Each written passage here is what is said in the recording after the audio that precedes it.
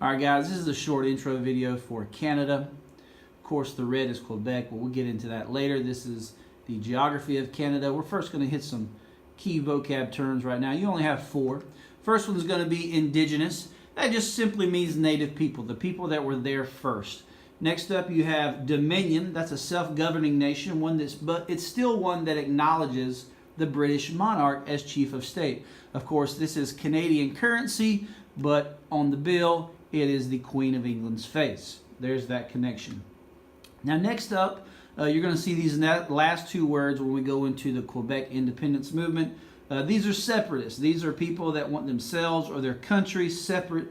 Quebec, of course, wants to be separate from Canada. Next up, you have bilingual, meaning you basically speak 2 languages. Bi meaning 2, lingual meaning language or spoken word.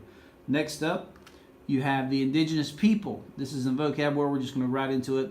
When you have indigenous people, they're always there first, but guess what comes after that? You have the explorers up there in the top left.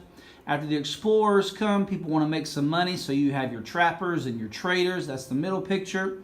Then, of course, you have to get your religion in there. You got to spread the religion.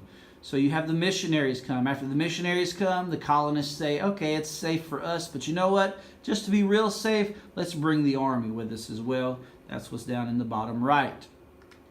Now, first off, Canada was settled by France. It was a French territory. Unfortunately, after the war, the French and Indian War, one which the French lost, now Canada becomes part of Great Britain. Now remember Great Britain, there's the flag. Great Britain, remember, is it's a combination of 4 countries. You have the larger one, of course, England in yellow. Then you have Scotland. Now Scotland, England, and Wales make up Great Britain. Northern Ireland over here makes it the UK. All 4 of these are that. Now, of course, you have your flags, Scotland, Northern Ireland, my personal favorite, Wales, and England. Now, this is a picture of what? Got a question for you.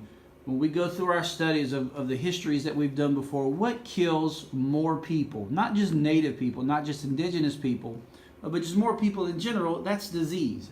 And that's what happened to the indigenous people of Canada. They were struck by disease as well. Now, Canada and the UK, they were linked until World War I, and there was a high loss of Canadian lives. Of course, World War I, a largely trench warfare war.